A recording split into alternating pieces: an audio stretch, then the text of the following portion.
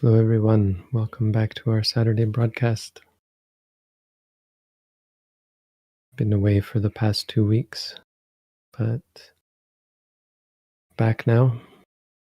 So, for the present moment, for today, we're here, which is good because we don't know whether death might come even tomorrow. So, good that we take the opportunity we have today to do something of value.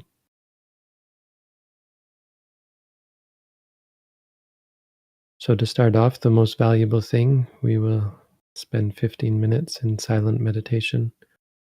It's mainly for the purpose of giving time for people to ask questions, to join, and allow time to get a good list of questions to answer. But incidentally, of course, it encourages all participants to do what is really important, what we're here to learn about and to become more skilled in. So for the first 15 minutes, we will have silent meditation. You can do walking or sitting or walking and sitting, lying, as long as you are cultivating mindfulness. At quarter after the hour, we'll come back and start to answer questions.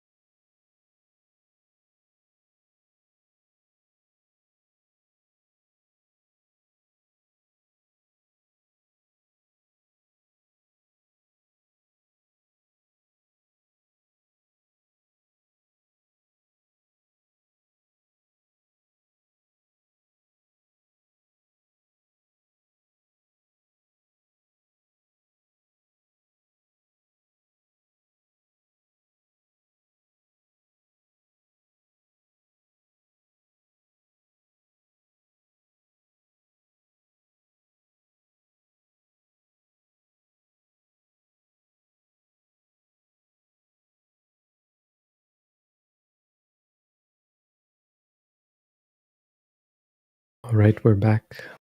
So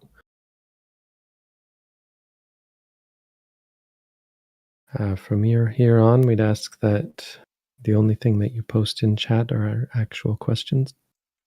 Anything else we'll try to remove just to keep it clean and focused. If you have a question, post at any time. If you don't have a question, just sit back and stay mindful.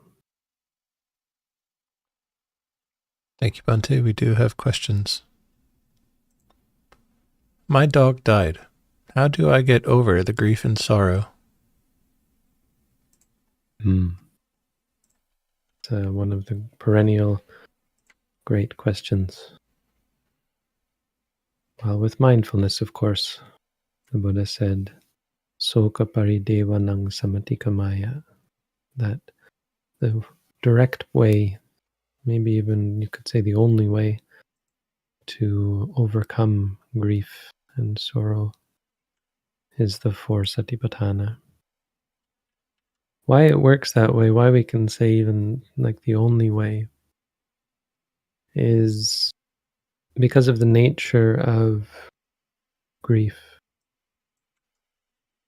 Grief involves the discrepancy between what you get and what you want. So, on the one hand, it involves getting. If you could always get what you want, then you would never theoretically have grief or sorrow. But it also involves wanting. So, if you never had wanting, you would likewise never have grief or sorrow. So, wanting turns out to be the root of grief and sorrow. With a note that it can also involve getting what you don't want, so the aversion towards things. It involves a partiality. Maybe you get something that you don't want. You can have grief and sorrow because of things that you do get that cause you grief and sorrow. But in a sense, it's still not getting what you want. You want something to go away, it doesn't go away. You want something to cease, it doesn't cease. You want to be free from something, you can't be free from it. And the nature of wanting, the nature of partiality is in relation to experience. So you have an experience, and then you like it or you dislike it, you judge it. Maybe, for example, with your dog, you have a memory of the dog, and then you like that memory, and you want to get more of the associated experiences. Like you have a memory of playing with your dog, and then you like that, and you think, "Oh, I'll go play with my dog." The yearning for playing with your dog, or petting your dog, or cuddling with your dog, or experiencing the sights and sounds and so on associated with your dog, that wanting arises, the attachment to it, the yearning. And because the dog is dead, that's not really going to happen. So you can't get what you want. See? But it happens experientially. Like we can describe it conceptually as, oh, I miss my dog. We could say, I miss my dog. But that doesn't capture the essence of what's happening. That's not very precise. I miss my dog. It's the standard explanation of what's happening, but it's imprecise. And so mindfulness provides a different level of precision and accuracy. In mindfulness, you're working with the actual moments of experience when you visualize your dog, or you hear the sound in your mind of its bark, or you remember, something arises in the mind. Something arises in your experience. Maybe not just in the mind, you hear another dog bark or you see another dog, and that reminds you of your dog. But this is happening on an experiential level. So the first reason why mindfulness works is because it's dealing with what's actually happening. If you talk about missing your dog, then people can give you all these platitudes, philosophical advice. People can tell you to get over it, which obviously isn't there's no magical way to do that. But mindfulness actually deals with reality. So it actually has a chance to work. It's like if your car breaks down and someone kicks the tire and says, try it now, or they wave a magic wand over it, or they shout at the car, won't work, damn you.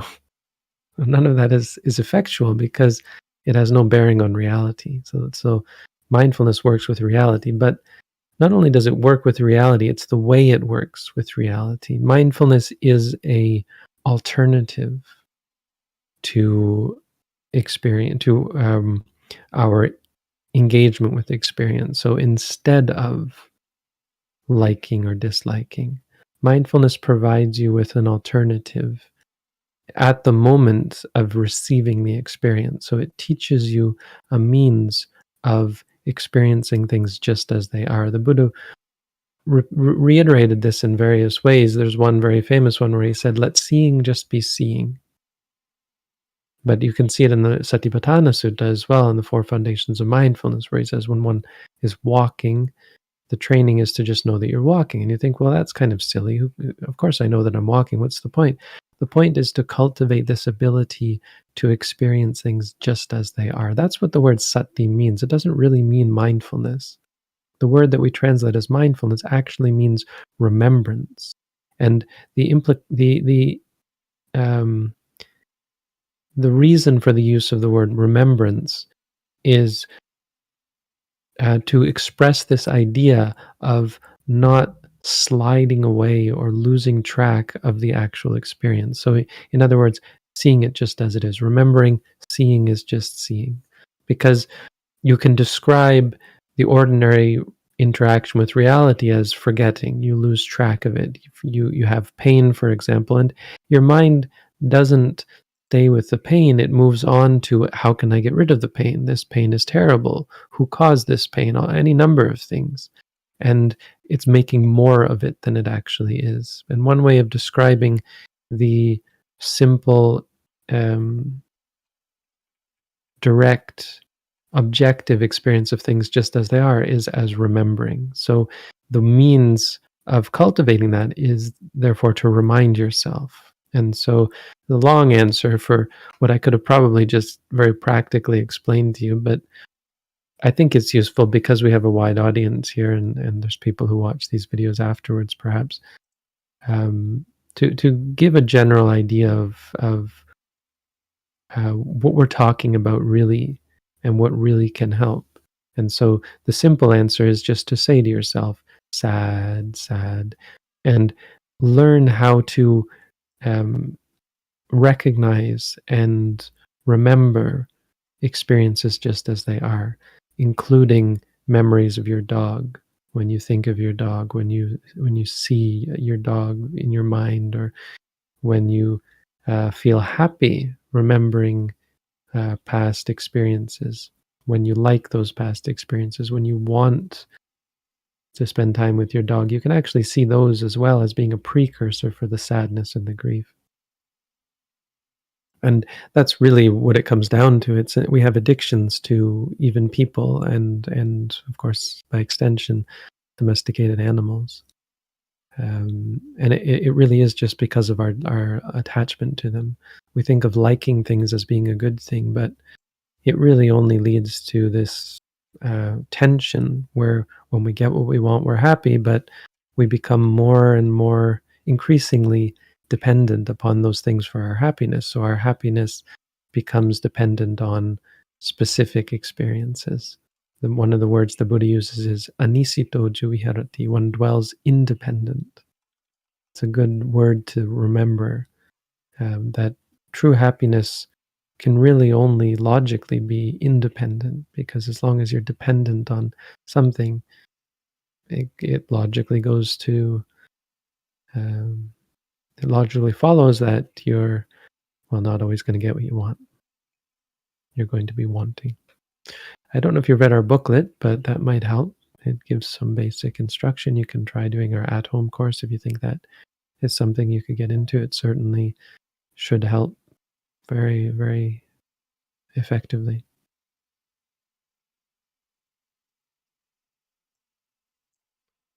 If I am happy, I note happy and the sensations that arise, but I can't see or note dukkha in those moments. Thus, is dukkha just a concept and not real? Dukkha, the word dukkha means you suffer if you cling to it. That's really probably the best way to understand what is meant there.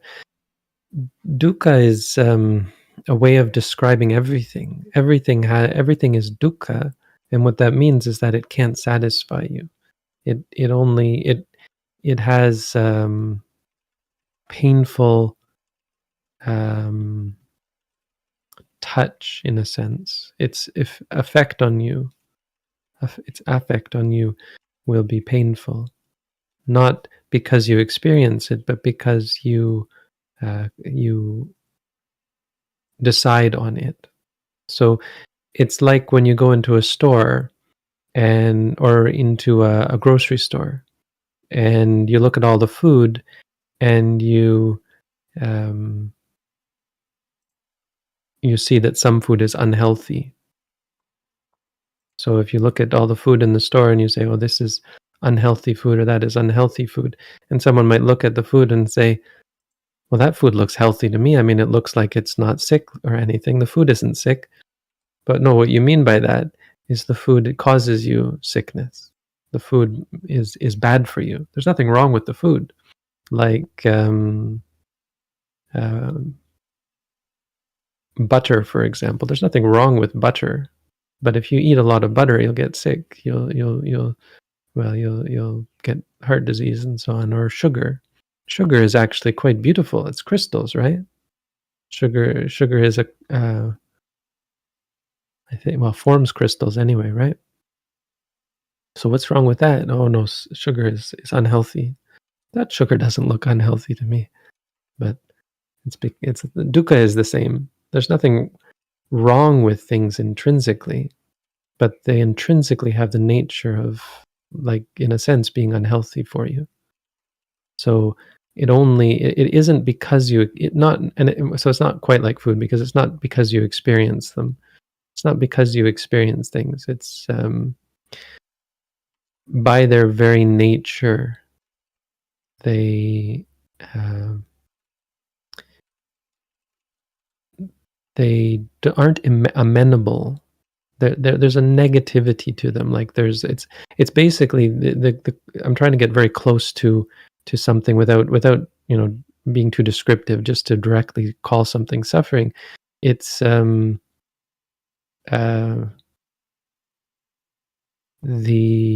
your relationship with them is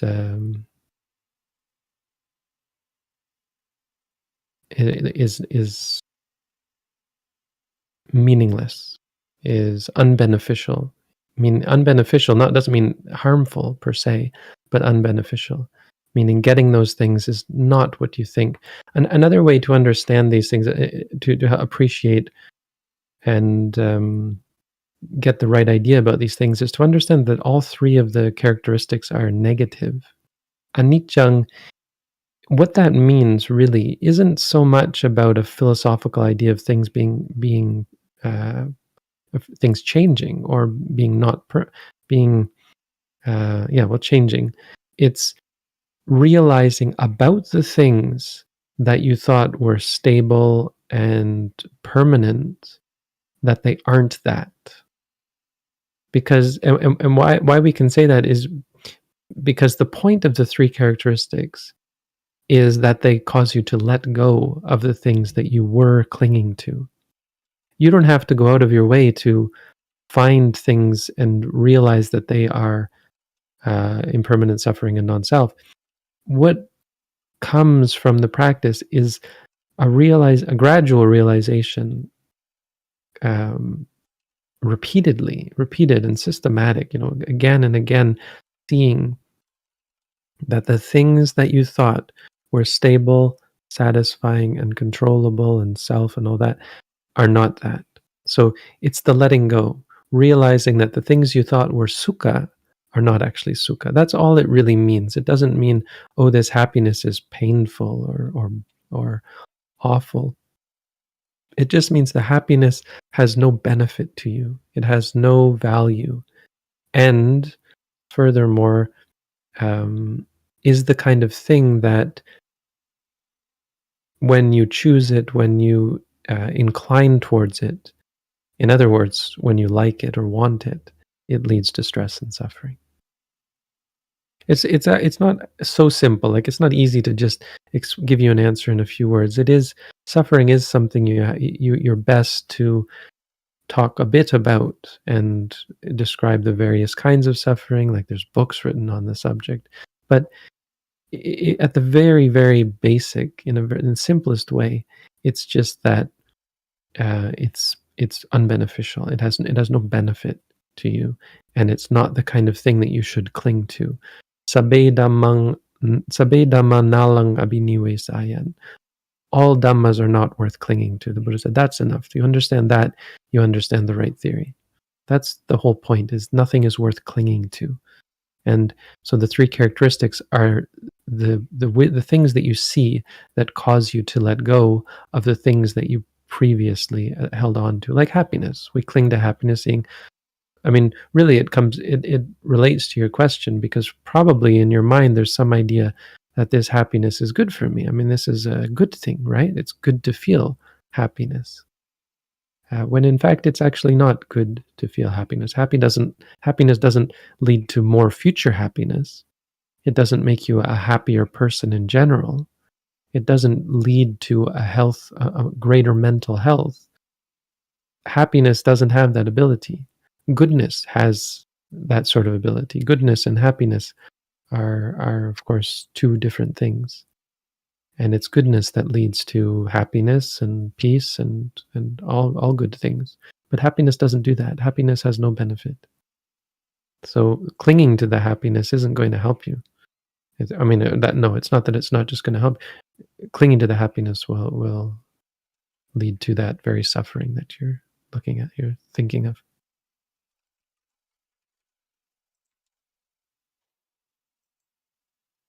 When thinking doesn't stop for a long time, should I go back to the stomach or stay with thinking all the time? If you're thinking a lot, say distracted. Try and note the state of mind of not being focused.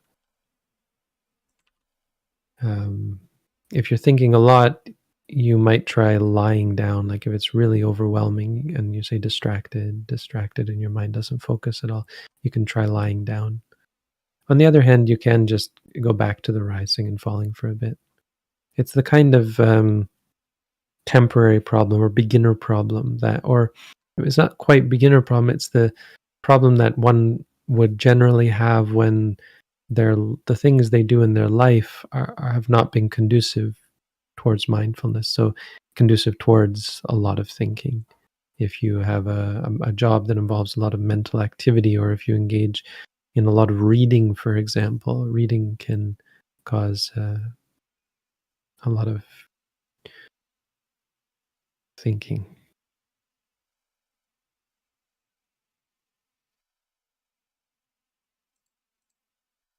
How to balance concentration and effort? Well, there's different levels to answering that. The first level is on a sort of practical level, worldly level, maybe. I don't know what the right word is. Of a mundane level, maybe. So there's conceptual things you can do that don't have anything to do with the actual nitty gritty of mindfulness practice. For example, first and foremost, change your lifestyle. That may not be necessarily everyone's problem, but it can often be the cause you would attribute an imbalance in the faculties too. For example, someone who is very focused in the things they do, maybe staring at a computer screen or watching television a lot, can become very concentrated. Um, on the other hand, someone who does, again, a lot of work that requires a lot of mental activity, um, programming or reading or writing or typing or talking, conversation and texting and those sorts of things. Lots of different things that lead to restlessness in the mind. So making some effort to change your lifestyle. To be honest, I don't think it's that big of a deal. One of the great things about mindfulness practice is it inclines you to change your lifestyle. So usually the best recommendation is to just encourage people to practice mindfulness, and they'll start to see how it rubs up against their lifestyle, and lifestyle will start to change, or it'll be clear where it should change as a result of the practice of mindfulness. On a more uh, momentary level, or on a more occasional level, incidental level, um, during your practice, for example, there are ways in which you can adjust things like concentration and effort. And one of the biggest ones is changing your posture. If you are over concentrated, or have little effort, and you're doing sitting meditation, you can get up and do standing meditation or even walking meditation. It's why we do walking first and then sitting, or we do them together, is to help balance the faculties. Or it's one of the big reasons. On the other hand, if you have over amount over emphasis on effort, and your concentration is lacking when you're doing walking or standing or even sitting, then you can switch the other way. If you're standing or walking, sit down and do sitting meditation, or if you're sitting, again, lie down and do lying meditation. But ultimately, with all the faculties, the be all end all of balancing them is the fifth faculty, which is mindfulness. Mindfulness doesn't have anything that it has to balance with. Mindfulness is always valuable, and the better and more stronger your mindfulness is, the better. There's no need to balance it. It is the balancing faculty, the coordinating faculty. It grows and stabilizes all of the other faculties. So if you're drowsy, for example, as a result of having little effort, you would note tired or drowsy. If you're restless, you would note restless or anxious. And moreover, simply the cultivation of mindfulness leads to less imbalance, less activity mentally and even physically and verbally that is going to encourage and aggravate the imbalance.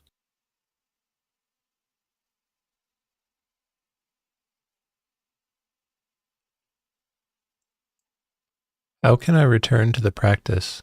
I had broken a 2-year-long habit of meditation of about an hour or two, but now I have not meditated consistently for over 7 months.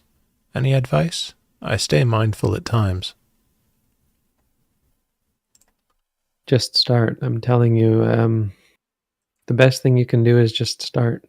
There's no magic pill. You just start. Just do it. And then later on, you do it again. One thing about schedules is they can become a little bit conceptual, and well, I mean, they are a concept, but it makes your practice a little bit conceptual, like doing it at certain times. Mindfulness is about moments, so staying mindful at times is already great. It's already a wonderful thing, but really just do it, and then forget about that one, and again do it when you think of it. Do it again, and always be doing it now. Like when am I doing it today? This morning, this afternoon. Don't think about the yesterday or tomorrow I did it or didn't do it or that sort of thing. So I think schedules are actually valuable, but they shouldn't take precedence. Once you have that schedule, that can be quite helpful, but it isn't a replacement for the actual get up and go that you need in the moment to do it now, to do it uh, when you have the opportunity. I mean, I'm not giving you a magical solution either, because just me saying this isn't likely to magically make your practice work. But you coming to ask the question and talking and listening to people talk about doing practice can be helpful. So the only real substantial solution that you could change is to find a community. And the closer you are in touch with other people who are meditating, this is the one thing the Buddha said that is going to always be a support, and maybe even a necessary support for real and meaningful progress, is to have contact with others who are on the path, which you are doing right now. So having contact with all of us, that's a good thing. You could join our Discord server. That's sometimes a good thing. There's good things that happen there. And we're also talking about this mentorship program. I think we have a meeting tomorrow morning at 8 a.m. And it's just a means to sort of encourage local organization, encourage people to do something in their area simply because of this sort of thing, that it's hard to practice without a community. And so this is a way to extend our community and help and support people who are creating community in their area and encourage people to do that sort of thing. So you might think about doing something like that and coming to the meeting and talking to us about it.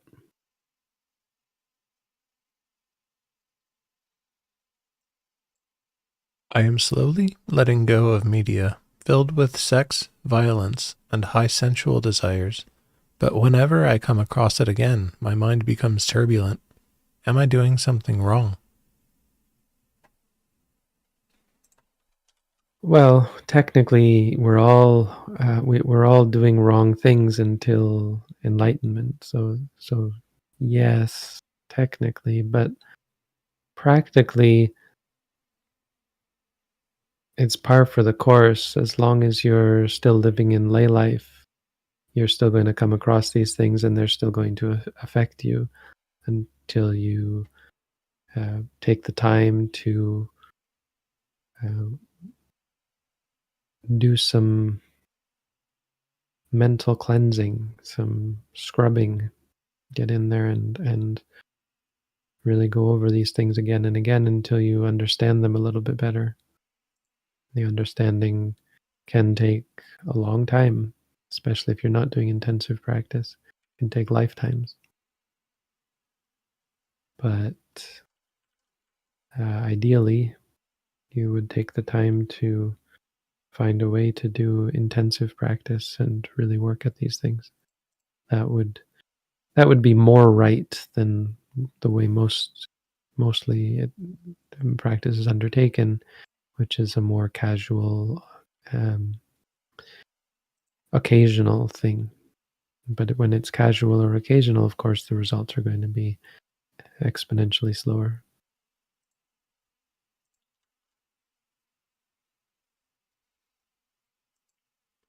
Awareness during meditation allows us to notice the rising of thoughts and letting them go. Of course, by thoughts, I also mean emotions, perceptions, and sensations. Is that the purpose of practice?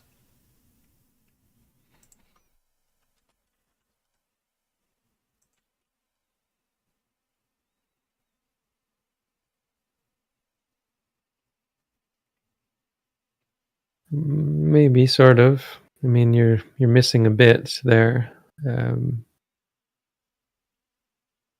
it's not quite so simple, because we notice thoughts and we notice experiences.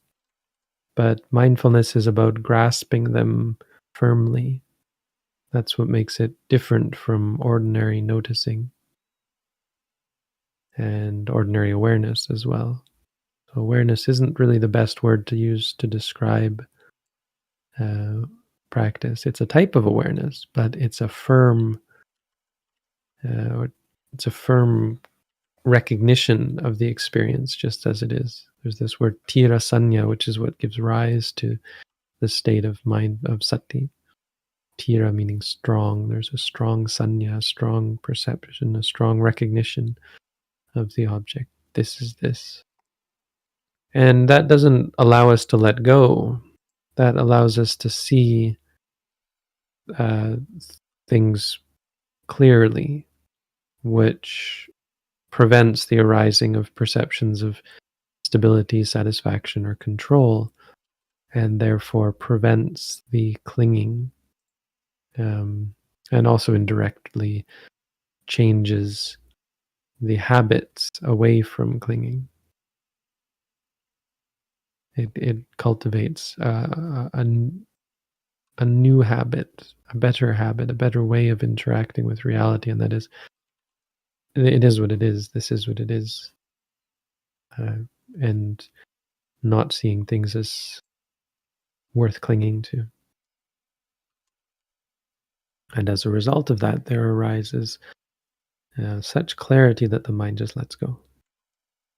It takes time, and it's a process.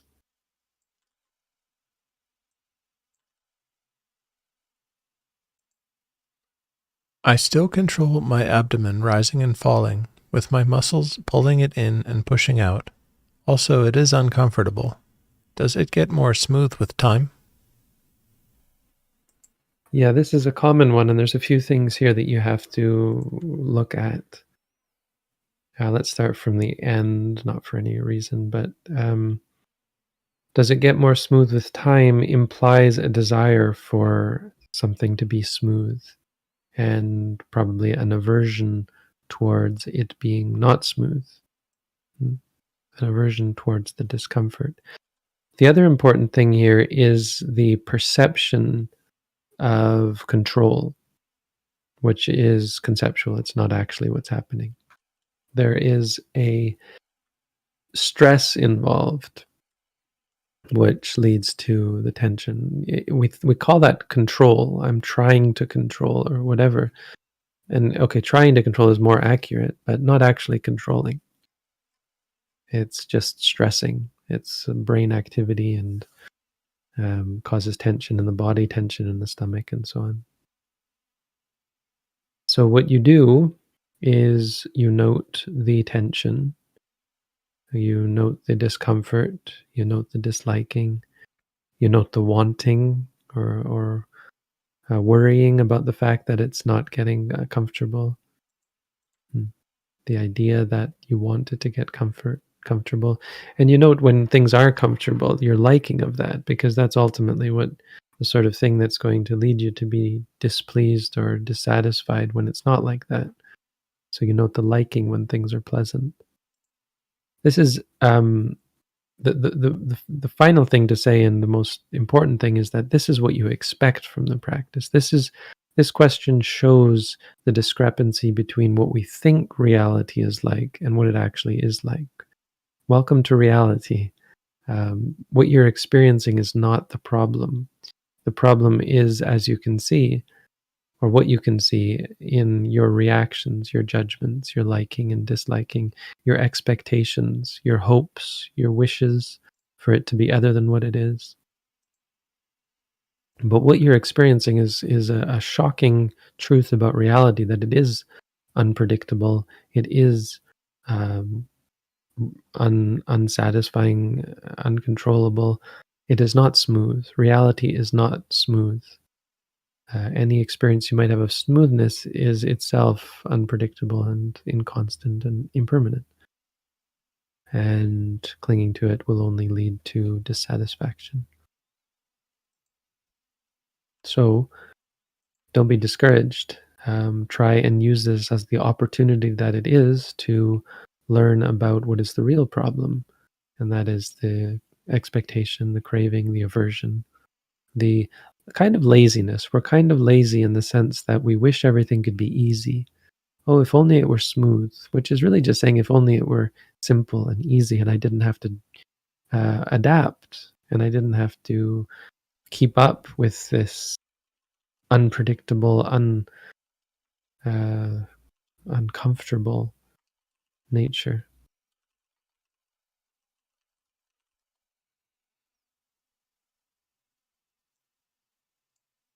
Neighbor plays extremely loud music often.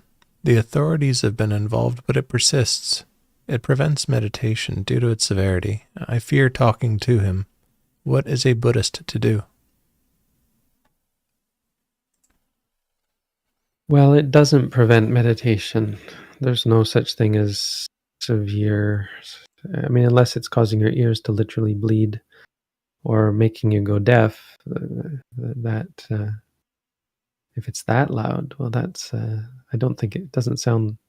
I hope it's not that loud. You just note it. Just note hearing. It's and you can note lots of different things. You can note of course, your disliking of it. You can also note any effect it might have on your meditation, like um, the rhythm or so on, influencing your step. It's not getting in the way of your meditation. It's a meditation object. It's something you can take as a meditation object. When I was in Thailand, the monastery we were at was converted into a meditation center, but it was right in the middle of town, a small size, well, medium. Well, it was small when we got there. It grew over time, but I guess a medium-sized town in northern Thailand. And the reason for it is because my teacher, our teacher, became very famous, and he was at a forest monastery that to this day is still a great place, but they moved him to a more meaningful, a more prestigious monastery. But the thing about these prestigious monasteries is most of them are in not very meditative spots. So, long story short, every year there was a carnival, and they had always used the monastery grounds for it. So they just continued to use the monastery grounds. Now, the meditation center was behind the monastery, but they had towers of loudspeakers, like it was a stage with like a concert. And all day and all night they were blasting I don't know what you call it, dance music, techno music, I don't know what it's called, this sort of electronic beat with pop lyrics or so on. And we thought we couldn't meditate. It was just so loud at a meditation center, but we were told to meditate through it, and meditate through it we did. Right? It just as a bit of reassurance that you're not the only one who goes through these things, and experience teaches you things. It gives you an opportunity. This gives you an opportunity to learn about yourself. That's what I would take it as.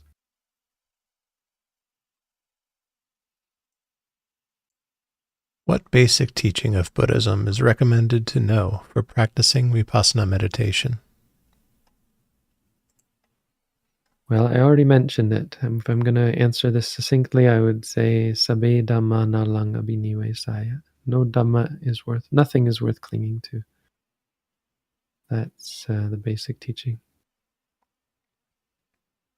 Maybe also knowledge of basic ethics, the 5 precepts, even the 8 precepts. Read our booklet. The booklet sort of gives basic teachings.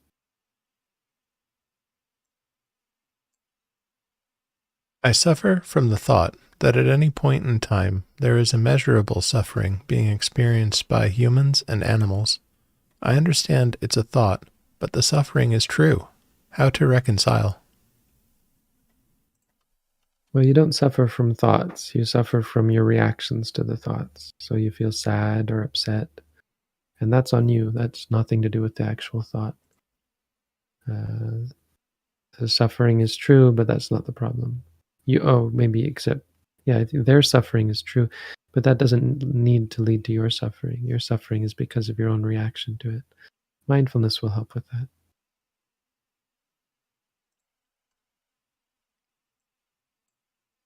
Are there some drawbacks of using a mantra in vipassana meditation? Nope. Well, and if it's not, if it's the right mantra, no, no drawbacks. What I mean is that if it's a vipassana mantra, if it's a mantra that actually describes ultimate reality, then there's no drawbacks. But the drawbacks would be in using a conceptual object, a word for a conceptual object like dog, or someone actually, I know someone who had real trouble and actually had a psychotic episode. I mean, she was wound very tightly. It was not because of the practice, but she started saying things like wisdom, wisdom. I don't remember all, but I remember the word wisdom. She kept saying that, and she thought she was actually being mindful. There's no meaning in that.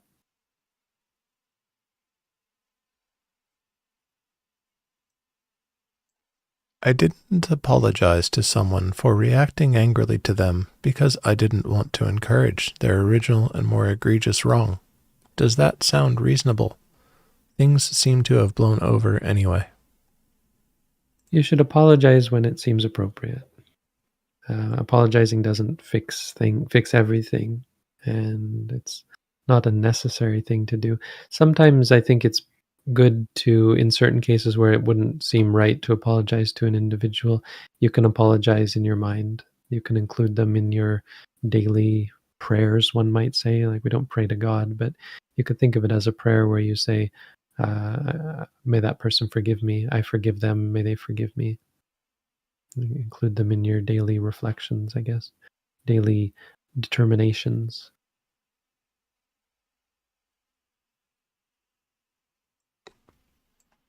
I have been struggling with doubt during meditation for many months, to the extent that I doubt I am doubting and don't know what I am feeling at some times. Would you have any advice?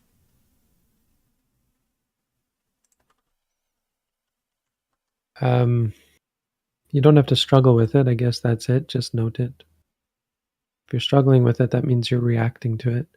You're upset about it. Maybe you dislike it, or you're frustrated, or you're worried about it, or afraid of it. But you really should just note it.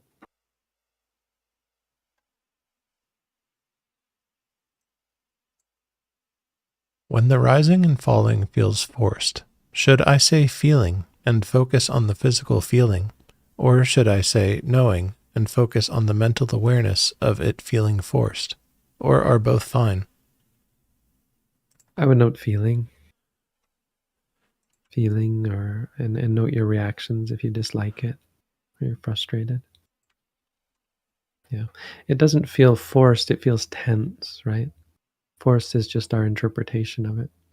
It feels tense or uncomfortable, and you can note either of those.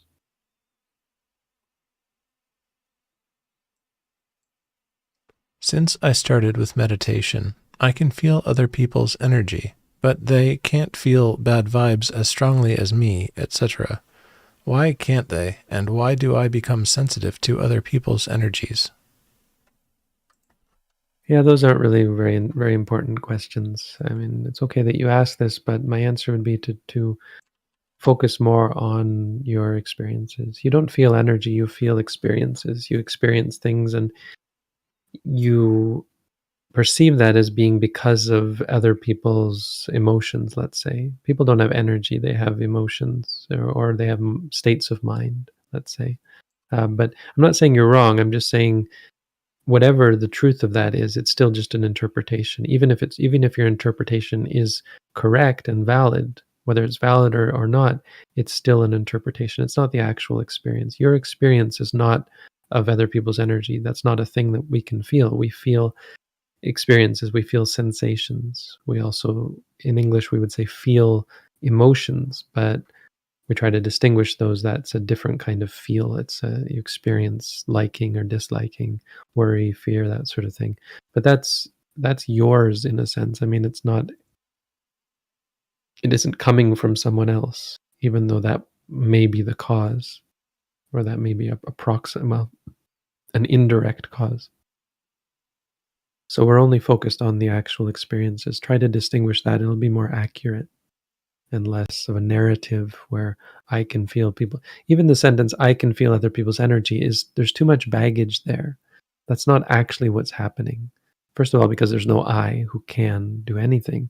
There is an experience that arises, and that experience arises and ceases, and that experience is not connected to a person. It's an experience that you, quote unquote, you have. And you should just be noting that. As for why other people can or can't do so, I mean, these are questions are just far away from our what we teach. So I'm not saying it's against what we teach or anything. It's just it's unrelated to mindfulness. So why things happen is not very interesting. We're just trying to look at them so that we change our relationship with them, and our reactions are peaceful and non-judgmental. Ante, we've crossed the hour, and I've asked all the questions in the first tier.